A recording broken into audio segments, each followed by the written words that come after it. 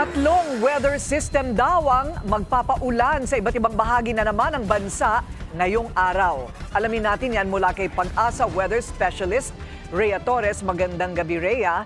So Rhea, pag sinabi mo ngayong araw, ngayong gabi, hanggang bukas ng gabi, ganun ba yon?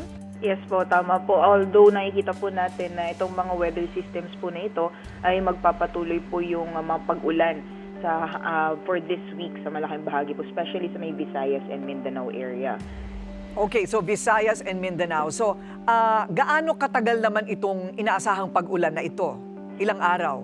Yes po, so most likely, yung improving weather conditions po natin around Friday na po. So hanggang sa darating po na Thursday ay magiging maulan po sa malaking bahagi po ng ating bansa dahil may binabantayan po tayong low pressure area sa ngayon na nakakaapekto po sa may bahagi po ng Mindanao area. At itong LPA ay embedded or nakapaloob sa Intertropical Convergence Zone na isa naman pong weather system na nagdudulot din po ng mga pagulan sa malaking bahagi po ng Kabisayan at Mindanao area. So magpapatuloy po yan hanggang sa darating na Thursday.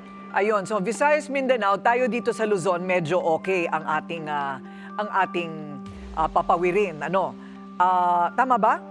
Yes po. So most of Luzon po ay mostly mga pag-ambon lamang yung possible na mga pagulan. Pero more on dito sa may eastern section ng Luzon, dyan po sa may Cagayan Valley, pati na rin sa may Aurora, Quezon and Bicol region, may mga pagulan po din tayo dyan. Yung sa areas po ng Quezon at Bicol region, dulot naman po yan yung shear line, yung isa pang weather system na nakaka-apekto sa atin. At yung dito naman sa may bahagi ng Cagayan Valley ay dulot naman po ng amihan. So ito po yung apat na weather systems nasa kasalukuyan po ay nakaka-apekto sa ating bansa. So dito po sa may western naman po ng ating ng Luzon area, diyan po sa may Ilocos region, ilang bahagi po ng Central Luzon, dito po sa Metro Manila, pati na rin sa ilang bahagi po ng Calabarzon and Mimaropa, more on mga isolated po or mga biglaan lamang na mga buhos ng ulan na hindi naman po masyado tumatagal yung inaasahan natin. Okay, so ganito ang aasahan natin hanggang umigi ngayong Biyernes, no? Yan ang Yes, sabi po. mo. So ulan pero walang bagyo.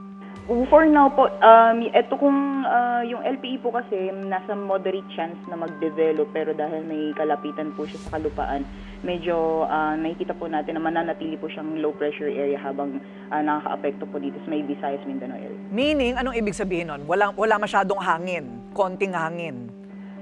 Yung hangin po, kung pag-uusapan po natin yung pag-develop niya bilang isang bagyo, ay for now po wala pa naman po masyado. Pero in the event po na maging bagyo po siya, most likely nasa lower category po na bagyo yung tropical depression lamang.